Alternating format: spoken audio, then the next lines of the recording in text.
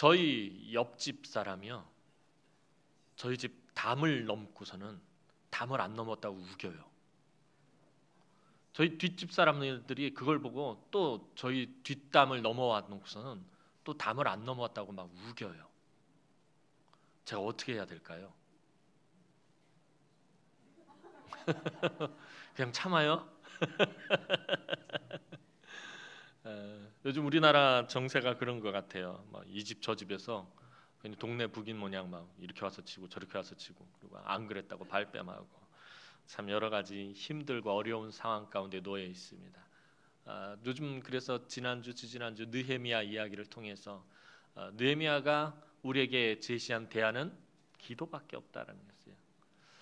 사실 느헤미야가 비난한 일들이 되게 많았어요. 뭐냐면은 그 예루살렘 성벽이 불타고 재만 남고 능력과 환란을 당하고 있다는 소식을 들었을 때, 이미 느헤미야 앞서서 한 10여 년 전에 학사 에스라가 많은 사람들을 데리고 2차 귀환을 한 상태였어요.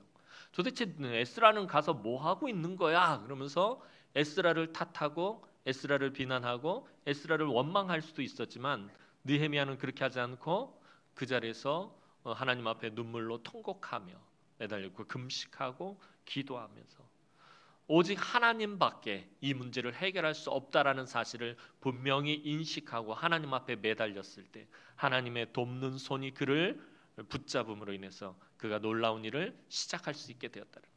예루살렘의 재건의 그 영광스러운 일의 시작점이, 출발점이 어땠냐면 느헤미야의 기도에서부터 시작되었다라고 말씀을 드렸다. 그래서 저와 여러분들이 지금 이 시국을 바라보면서, 우리나라를 바라보면서 우리가 제시할 수 있는 대안이 뭐예요? 하나님 앞에 무릎 꿇는 거예요. 하나님 앞에 엎드려 기도하는 것밖에 없다는 거예요. 이 모든 문제를 해결하실 분, 주권자 되신 하나님, 하늘에 계신 하나님, 그리고 우리의 기도를 들으신 하나님밖에 없다라는 것입니다. 그래서 저와 여러분들이 계속해서 깨어서 기도해야 한다라는 것입니다. 오늘 우리나라를 IT 강국이라고도 하고요, 또 스포츠 강국이라고도 합니다. 류현진, 메이저리그의 류현진, 또 프리미어리그의 손흥민 같은 선수들 보면서, 또 그 외에도 여러 가지 골프도 보면 미국 골프 대회를 우리나라 여자 선수들이 다 휩쓰는 것들을 보게 됩니다. 그래서 스포츠 강국이라고도 하고요. 또 한류 열풍에 힘입어서 BTS, 방탄소년단이 막 전 세계를 지금 다 휩쓸고 다니죠. 전례에 없던 일들이라고 합니다. 그 한류에 힘입어서 문화 강국이라고도 합니다. 경제는 세계 10위권에 들어갑니다. 또 세계에서 가장 큰 교회가 우리나라에 있습니다. 또 가장 큰 10개 교회 다 우리나라에 있습니다. 그리고 미국 다음으로 선교사를 가장 많이 보내는 나라가 우리나라입니다. 이런 것들만 보면 참 대단한 나라인 것 같습니다. 그렇다면 우리나라는 정말 강한 나라입니까? 우리 민족은 정말 강한 민족입니까? 우리나라 정말 강대국이라고 할 수 있습니까? 우리 민족은 옛날부터 지리적 특성상 늘 외세의 침략에 시달려야 했습니다. 대륙으로 올라가려고 하는 해양 세력과 또 바다로 내려가려고 하는 대륙의 세력이 부딪히는, 만나는 지점이 우리 한반도입니다. 그래서 이 지리적 특성상 늘 외세의 침략에 시달려야 했습니다. 5,000년 역사 속에서 3년에 한 번꼴로 침략을 당했다고 합니다. 3년에 한 번꼴로 전쟁이 일어났다라는 거예요. 지금도 미국, 중국, 러시아, 일본이라는 강대국들 틈바구니 속에서 살아가고 있어요. 아까 우리 장로님 기도하신 것처럼 이 4대 강국 틈바구니 속에서 눈치를 보면서 그렇게 살아가고 있습니다. 요즘은 일본의 경제 보복으로 나라가 큰 어려움 가운데 처해 있습니다. 예전에 읽었던 어느 책에서 미국 존스 홉킨스 대학의 돈 오버더퍼라는 교수가 우리나라를 보고 뭐라고 말을 했냐면, 애매한 크기의 나라가 불행한 위치에 있다라고 우리나라를 보고 이렇게 표현하고 있어요. 그 말이 맞는 것 같아요. 애매한 크기의 우리나라, 그죠? 남한 인구 4,700만, 북한의 2,300만, 합해서 한 7천만 정도밖에 안 돼요. 좀 강한 나라가 되려면 1억이 넘어야 되는 것 같아요. 미국이 3억 2천만, 일본이 1억 2천, 러시아가 1억 4천 인구가, 중국이 13억, 다 억대가 넘는 그런 나라들 틈바구니에서 지금 뭐 북한 빼고 우리나라만 해도 4천만이 넘는 고인군, 애매한 크기죠. 그리고 지리적으로 아주 이상한 곳에 자리를 잡고 있어서 3년에 한 번꼴로 역사 속에서 침략을 당했던, 그러니까 돈 오버도퍼 교수가 말한 것처럼 애매한 크기의 나라가 불행한 위치에 자리 잡고 있다. 이 말이 맞는 것 같습니다.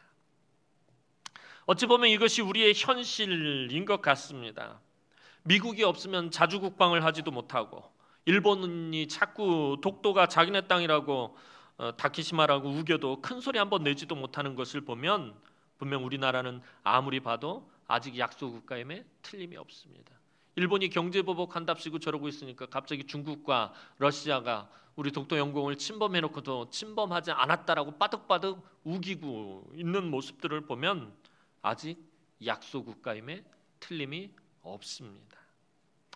100여 년 전 구한말, 그때도 우리나라는 청나라, 러시아, 일본 사이에서 갈피를 잡지 못하고 있었던 아주 약한 나라였습니다. 오랜 기근과 가난, 외세의 주권 침탈, 양반 사회의 그 유교적 신분 병폐, 온갖 미신과 귀신을 섬기며 뭐 하나 성한 것이 없이 찢어지게 가난하고 허약한 우리 민족이 그때 누구를 만났나요? 예수 그리스도를 만나게 되었습니다. 하나님은 수많은 선교사들을 보내고 그들이 전하는 복음을 통해서 이 허약한 민족이 예수 그리스도를 만나게 해주셨습니다. 우리 민족이 아주 강했을 때, 우리 민족이 태평성대를 누릴 때에 예수 그리스도를 만난 것이 아니라 나라가 완전히 망해가는 망국의 서름이 넘쳐나던 약한 그 시대에 우리 주님은 우리 민족에게로 찾아오셨습니다. 주님은 십자가를 지시고 이 동쪽 끝에, 예루살렘에서 동쪽 끝에 있는 우리 민족에게 찾아오셨습니다. 그래서 어찌 보면 우리는 약함의 은혜를 가장 잘 알고 가장 많이 누리는 민족이기도 합니다. 너무나 약해서 그 약함의 은혜가 없으면 살 수 없는 민족, 너무 약해져 있을 때 우리 주님이 찾아오셔서 그 약함의 은혜를 베풀어 주신 민족이 우리 민족입니다. 그래서 우리 민족은 이 약함의 은혜를 깨닫고 이 약함의 은혜를 누리면서 살아야 하는 민족입니다. 오늘 본문은 이 약함의 은혜를 사도 바울이 기록해 놓은 본문입니다. 사도 바울은 어떤 사람입니까? 늘 말씀드려서, 누누이 말씀드려서 여러분들 귀에 못이 박히도록 들어서 잘 아실 거예요. 사도 바울 뭐 하나 빠지지 않는 정말 뛰어난 사람이었습니다. 당시 최고의 엘리트 중에 엘리트였던 사람이었습니다. 사도 바울의 탁월함을 당시에 비교할 만한 사람이 아무도 없었다는 거예요. 그의 스펙과 비교할 수 있는 사람이 한 사람도 없었어요. 그렇게 모든 면에서 탁월했던 사도 바울에게 하나님 아주 특별한 은혜를 한 가지 베푸셨습니다. 그것은 가시라는 은혜였습니다.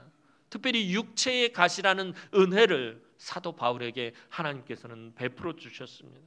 아주 강하고 똑똑하고 능력 있고 뛰어나고 탁월한 사람 바울은, 그런데 이 가시로 인해서, 이 육체의 가시로 인해서 순식간에 사도들 가운데서 가장 약한 사람이 되고 말았습니다. 가장 뛰어나고 가장 탁월하고 비교할 데 없는 사람이었던 사도 바울이 그만 가장 약한 사람이 되고 말았다라는 것입니다. 그런데 사도 바울은 하나님이 왜 가시를 자기에게 주셔서 이렇게 약하게 하셨는지 너무나도 잘 알고 있었습니다. 7절 말씀 우리 한번 다 함께 보도록 하겠습니다. 7절 말씀입니다. 7절 말씀 시작.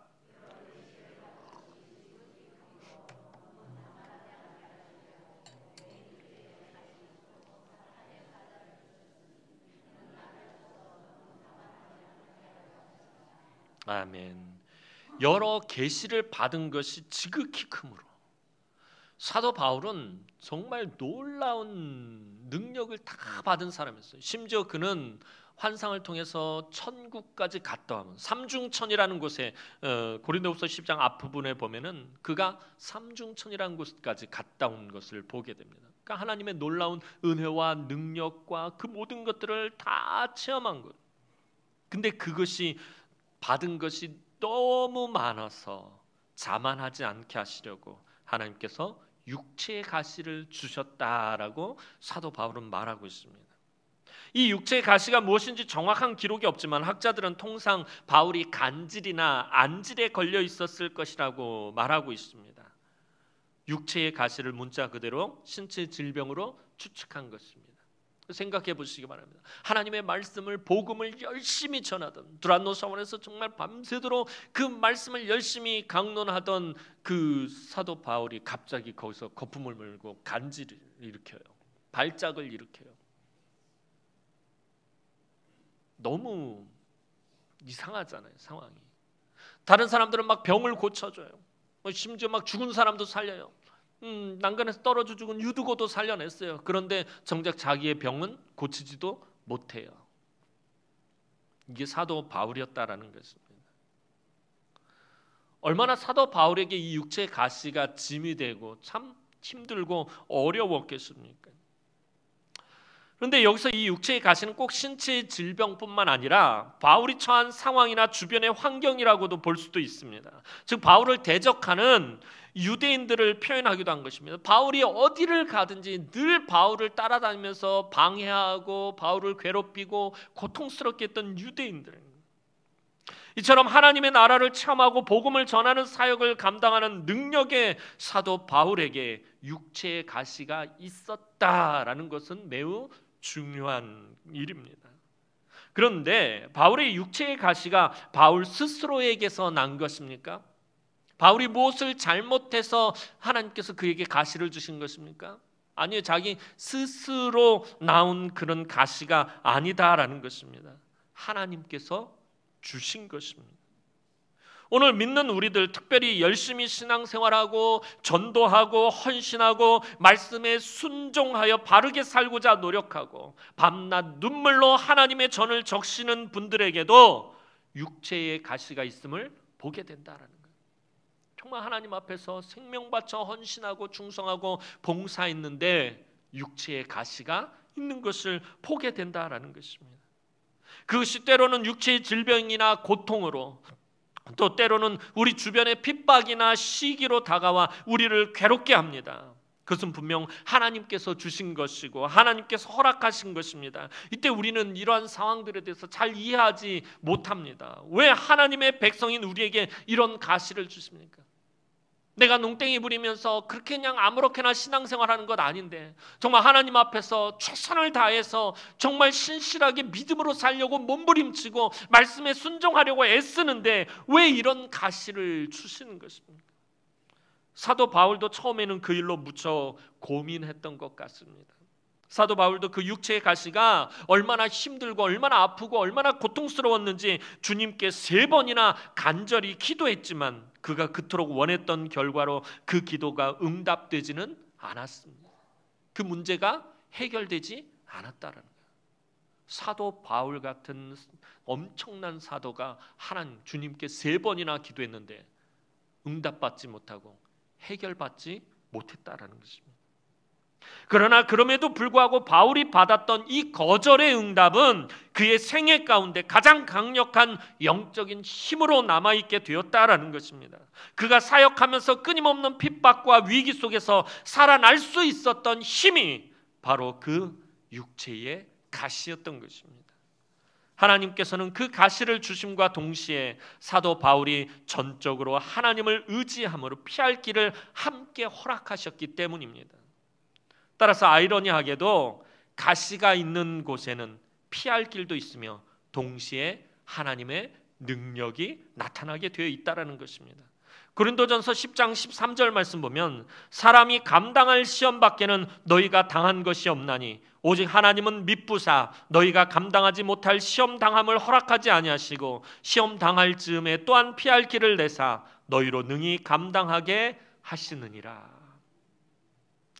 시험이 크면 클수록, 가시가 크면 클수록 그는 하나님의 더욱 크신 능력을 보게 될 것이고 더 큰 하나님의 사랑을 받고 있다라는 그런 증거가 되는 것입니다. 아까 서두에 말씀드린 것처럼 우리나라에게도 하나님이 아주 큰 가시를 하나 주셨어요. 정말 큰 가시를 주셨어요. 일본이라는 너무나도 아프게 하는 가시를 우리 민족에게 하나님 주셨습니다. 하지만 이 가시를 통해서 하나님의 능력과 하나님의 사랑을 한국 교회는 볼 수 있어야 한다라는 것입니다. 왜 일본이란 나라를 우리 옆에 붙여놔가지고서는 이 옆구리의 가시처럼 왜 역사 속에서 수많은 역사 속에서 얼마나 우리를 힘들게 하고 고통스럽게 하고 그한 말에서는 우리나라를 강제 점령해가지고 35년 동안 다스리면서 온갖 것을 다 침탈하고 빼앗아가고 그 여파가 아직까지도 남아서 이렇게 힘들게 하는 것일까? 그 일본을 통해서, 일본이라는 가시를 통해서 하나님의 능력과 하나님의 사랑과 하나님의 은혜를 우리는 볼 수 있어야 한다라는 것입니다. 주님 말씀하십니다. 우리 9절 말씀 한번 보도록 하겠습니다. 9절 말씀입니다. 시작.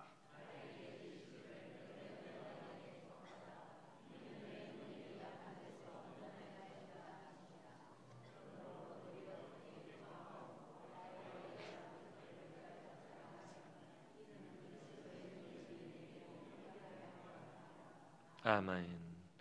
주님이 바울에게 하신 내 은혜가 너에게 족하다라는 말씀은 어찌 보면 너무나도 냉정하신 말씀 같습니다. 바울은 이를 위해서 3번이나 기도했습니다. 바울이 3번이나 기도할 때 그냥 허접하게 기도했겠습니까? 그냥 저와 여러분처럼 대충 그냥 기도하고 뭐 그렇게 끝냈겠습니까? 아마 사도 바울은 그렇게 기도하지 않았을 것입니다.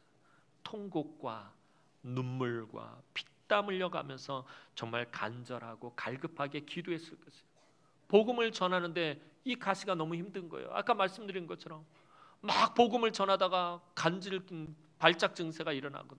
아니면 다른 사람들 병을 고치는데 내 눈에서는 막 고름이 계속 흐르고 있고 진물이 나고 있고 너무나도 힘들고 고통스러워서 아니 사도 바울이 복음을 전하는 사람이 예수 그리스도를 증거하는 사람이 이런 육체의 가시가 있다는 게 얼마나 힘들고 얼마나 고통스러웠겠어요. 하나님 앞에 3번이나 그가 간절히 매달려서 기도했을 것입니다. 그런데 그런 바울에게 주님이 대답하십니다. 나의 은혜가 이미 너에게 충분히 공급되었다. 내 은혜가 내게 족하다라는 말은 풀어서 말하면 나의 은혜가 너에게 이미 충만하게 부어졌다라고 주님 말씀하고 계신다라는 것입니다. 이것은 바울이 가시로 인하여 겸손하게 되었을 때마다 그 자신이 하나님의 무한하신 은혜를 받기에는 너무나도 무가치한 대상이라는 것을 명심해야 한다고 바울은 여기서 듣고 있는 것입니다. 오직 하나님의 부은에 넘치는 은혜로 말미암아 언젠가 교회의 핍박자였던 그가 예수 그리스도의 사도로서 부름을 받았다라는 것을 날마다 기억해야 한다라는 것입니다. 그것은 전적인 하나님의 은혜라는 사실을 확연시켜 주는 것입니다. 그래서 사도 바울은 하나님을 더 붙잡을 수밖에 없었고 예수 그리스도의 십자가를 더 의지할 수밖에 없었다라는 것입니다. 이미 네가 교회의 핍박자였었고 네가 말로도 할 수 없는 엄청난 죄를 저질렀었고 그럼에도 불구하고 내가 너를 사도로 불렀다. 이미 너에게 내가 충분한 은혜를 부었다라고 하나님 말씀하고 계신다라는 것입니다. 사도 바울은 가는 곳 어디에서나 자신과 복음에 대적하는 자들을 만나야 했습니다.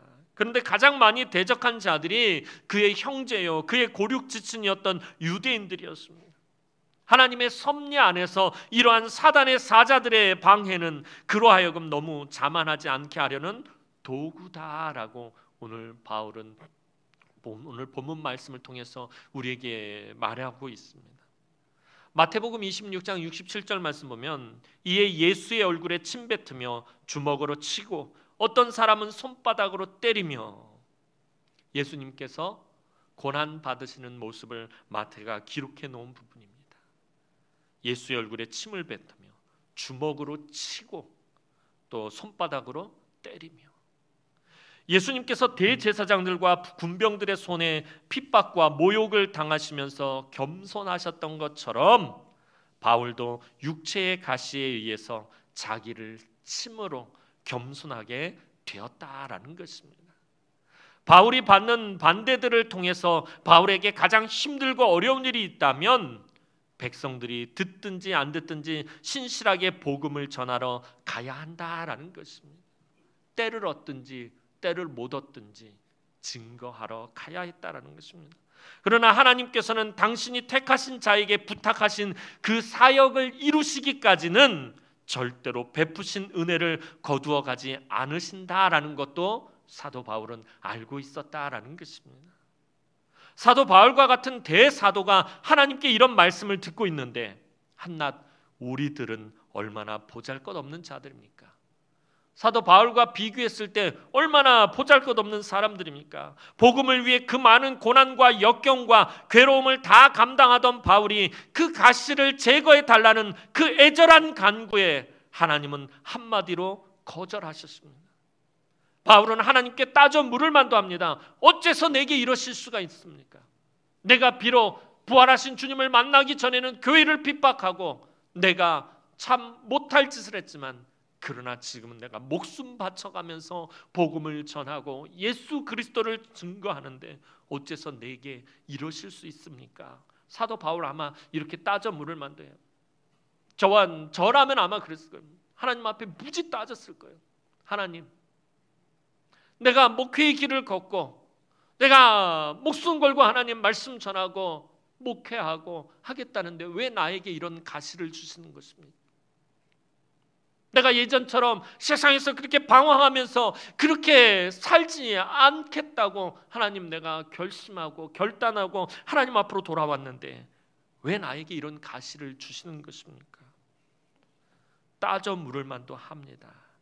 그러나 바울은 그렇지 않았습니다. 주님의 말씀이 계속되기 때문입니다. 이는 내 능력이 약한 데서 온전하여 짐이니라. 내 은혜가 네게 족하다라고 말씀하시고 그것으로만 끝내신 것이 아니라 이는 내 능력이 약한 데서 온전하여 짐이다라고 주님 말씀하셨다는 거예요.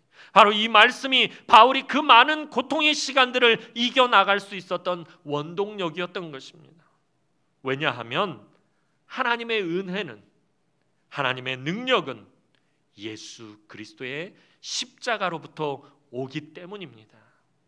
십자가가 무엇입니까? 우리 주님이 지신 그 십자가가 무엇입니까? 가장 모욕적이고 가장 굴욕적인 형벌입니다. 예수님께서는 인간의 구원을 위해 하나님으로서의 능력과 영광과 존귀와 모든 것을 버리고 인간의 가장 약한 모습으로 십자가를 지셨고 가장 큰 연약함의 상징이었던 그 십자가를 통해서 가장 강력한 하나님의 능력인 구원의 은혜와 사랑의 은혜를 베풀어 주셨습니다. 그렇기 때문에 우리의 가장 어렵고 힘든 고통의 자리에서 또 모욕과 수치와 아픔의 자리에서 오히려 하나님의 은혜가 온전해지는 것을 더욱 충분히 체험할 수 있게 되는 것입니다. 사도 바울은 자신의 복음 전파 사역의 능력이 바로 십자가에서 나오고 있음을 알고 있었던 것입니다. 그래서 바울은 고린도전서 1장 18절에서 십자가의 도가 멸망하는 자들에게는 미련한 것이요 구원을 받는 우리에게는 하나님의 능력이라고 말할 수 있었습니다. 오늘 바울의 약함의 은혜를 폭넓게 적용하면 우리나라가 처한 이 어려운 문제들은 그리스도인들의 문제라는 것입니다. 우리나라의 지금 정치, 경제, 사회, 문화, 교육, 민생 모든 분야의 그리스도인 지도자들이 분명히 있습니다. 국회에 분명히 크리스찬 지도자들이 있고요. 행정부에도 분명히 크리스찬 지도자들이 있고요.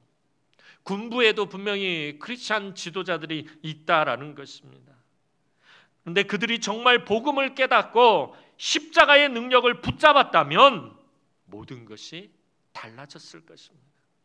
그들이 당리 당략과 사리사욕과 이기심과 허영심과 기득권과 탐욕을 십자가에 못 박고 믿음의 주여 온전하게 하시는 이신 예수 그리스도를 붙잡았다면 우리나라는 가장 중요한 영적 강국이 되어 있었을 것입니다. 또한 요즘 우리나라의 일련의 문제들은 한국 교회의 어려움과 무관하지 않습니다. 지금 우리나라가 당하는 이 여러 가지 문제들과 어려움들은 한국 교회의 문제와 무관하지 않다라는 것입니다. 기도의 등불이 꺼진 한국 교회에서 십자가의 능력이 더 이상 나타나지 않고 있습니다. 전에도 말씀드린 것처럼 전국의 기도원 문을 닫고 있어요. 예전 같으면은 기도원 밤마다 기도의 등불이 넘치고 철야하고 산꼭대기 올라가서 사람들이 나무를 붙잡고 하나님 앞에 이 나라와 이 민족 위해서 정말 울부짖으며 기도했는 그 모든 기도의 등불이 꺼져가고 있고요. 교회마다 기도의 소리가 줄어들고 있고요. 기도의 등불이 꺼져가고 있습니다. 그래서 한국 교회에 십자가의 능력이 더 이상 나타나지 않고 있다라는 것입니다. 목회자들이 타락해서 자기 욕심만 채우려고 하고 있고 십자가의 복음을 전하지 않고 나라와 민족을 위해서 하나님 앞에 엎드리지 않고 자꾸 정치를 말합니다. 목회자들이 복음을 전하지 않고 정치를 말하고 있고 성도들도 기도하지 않고 자꾸 정치적인 논리를 따라갑니다. 지금 사탄은 우리나라의 정치, 경제, 문화, 외교에 맹렬하게 지금 폭격을 하고 있습니다. 마치 삼킬자를 찾아 두루 돌아다니는 우는 사자와 같이 이 민족을 향해서 그렇게 덤비고 있습니다. 우리 민족에게 일어났던 많은 역사적 사건들은 궁극적으로는 하나님의 다스림심 가운데 있었습니다. 구한말 일제의 주권을 침탈당하고 6.25와 같은 참혹한 전쟁이 일어나고 파란만장한 현대사의 비참한 사건들과 최근에 일본의 경제 보복까지 이 모든 것이 정치, 경제, 역사, 사회 문제인 것 같지만 이 모든 것은 본질적으로는 영적인 문제라는 것입니다. 우리 그리스도인들은 영적인 문제를 정치적으로 풀려고 해서는 안 된다라는 것입니다. 이 문제를 해결하려면 하나님 앞에 엎드리는 수밖에 없어요. 하나님 앞에 매달려 기도하는 수밖에 없다라는 거예요. 또한 우리 성도들의 삶을 봐도 여러 가지 문제가 넘쳐나고 있습니다. 건강의 문제, 물질의 문제, 자녀의 문제, 직장의 문제, 진로의 문제, 나라와 민족과 교회와 성도들 모두가 총체적인 어려움 가운데 있습니다. 모두가 너무나 약한 때입니다. 이 나라와 이 민족과 한국 교회와 또 모든 성도들, 우리 성도들까지 다 너무나도 약한 때에 처해 있습니다. 왜 이렇게 모두가 약한 것입니까? 이 모든 것을 바라보고 있으면 그냥 가슴이 답답하고 미어집니다. 그런데 이런 우리나라를 바라보시며 사도 바울을 통해서 하나님이 하시는 말씀이 무엇입니까? 오늘 우리 대한민국을 바라보시며 하나님 주시는 말씀이 무엇입니까? 그것은 이 나라와 이 민족과 한국 교회 위에 주신 은혜가 충분하다라는 것입니다.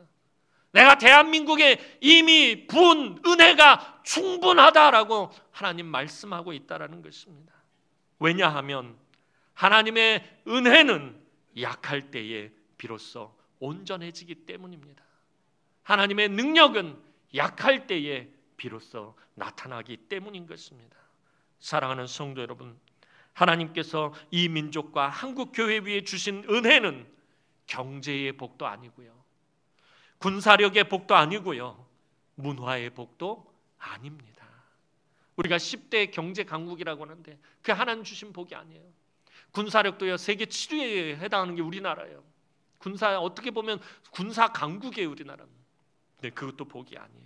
문화의 복, 요즘 한류에 힘입어서 여러 가지 문화 엄청 발달해 있어요. 문화의 복도 아닙니다. 하나님이 우리에게 주신 은혜는 다른 것이 아니라 바로 약함의 은혜입니다. 우리 민족이 가장 약할 때 주님은 찾아오셨습니다. 그래서 우리 민족에게는 어려운 위기가 곧 은혜의 기회인 것입니다. 하나님이 이 나라를 어렵고 힘들고 지치고 약하게 하시며 또한 한국 교회를 약하게 하신 것은 결국 그리스도의 능력이 이 나라 위에, 이 민족 위에, 한국 교회 위에 머물게 하기 위함입니다. 그래서 사도 바울은 마지막으로 말합니다. 우리 다 함께 10절 말씀 보도록 하겠습니다. 10절 말씀입니다. 시작.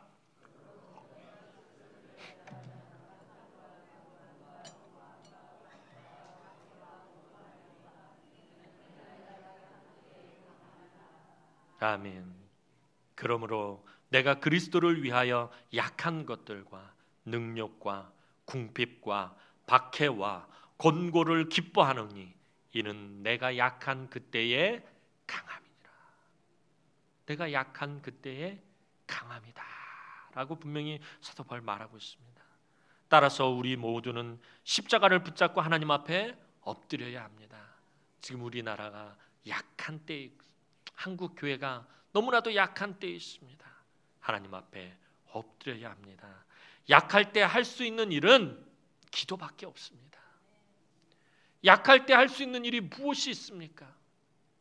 경제적으로, 군사적으로, 또 문화적으로 모든 부분에 있어서 약할 때 할 수 있는 일은 기도밖에 없다라는 것입니다.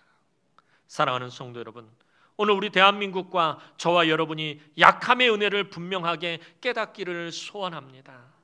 우리나라는 특별히 북한의 핵 개발이라는 시한폭탄을 끌어안고 있는 세계에서 가장 위험한 곳입니다. 주변 강대국들에게 늘 밀려서 약함의 자리에 있습니다. 말로는 우리나라가 참 이런저런 것들을 들어가면서 대단하다라고 말하지만 주변의 나라들에게, 강대국들에게 늘 밀리고 있다라는 것입니다. 약함의 자리에서 한 번도 벗어난 적이 없어요. 요즘은 우리나라가 잘 먹고 잘 살고 이런저런 것들이 잘 돼 있다 보니까 우리가 약하지 않다라고 착각하고 있기 때문에 오히려 이렇게 힘들고 어려운 시간을 지나가고 있는 것입니다. 우리 민족은 한 번도 약함의 자리에서 벗어난 적이 없습니다. 늘 약함의 자리에 있었다라는 것입니다. 그러나 하나님의 능력은 바로 약함의 은혜로 나타났다. 그래서 우리가 기도해야 합니다. 지난주에 살펴본 느헤미야처럼 그 무너진 성벽을 바라보며 애통하는 심령으로 하나님 앞에 엎드려야 합니다.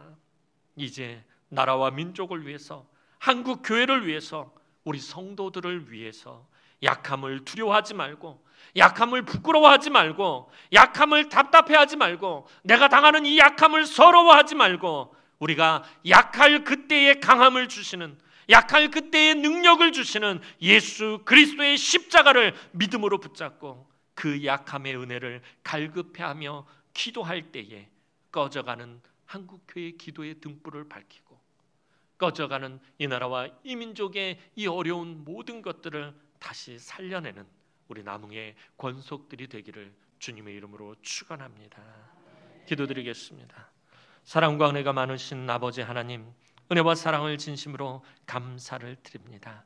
하나님, 이 나라와 이 민족과 한국 교회 모든 성도들이 너무나도 약한 때에 있습니다. 하나님, 이 약한 때에 하나님의 은혜와 능력이 더욱더 온전해지는 줄로 믿습니다. 내 은혜가 내게 족하다라고 말씀하신 그 하나님의 말씀을 우리가 깨달아 알게 하시고, 약한 이 때에 도리어 우리를 강하게 하시는 그 하나님의 약함의 은혜를 깨닫고 그 은혜를 더욱 풍성하게 누리는 우리 대한민국과 우리 민족과 한국 교회 되게 하여 주옵소서. 우리 민족이 너무나도 힘들고 너무나도 약했을 때 찾아오셨던 것처럼 주님, 지금 이 나라가 너무나도 어려운 가운데 있사오니 주님 찾아와 주옵소서. 불쌍히 여겨 주옵소서. 감사를 드렸고 예수님의 이름으로 기도하옵나이다. 아멘.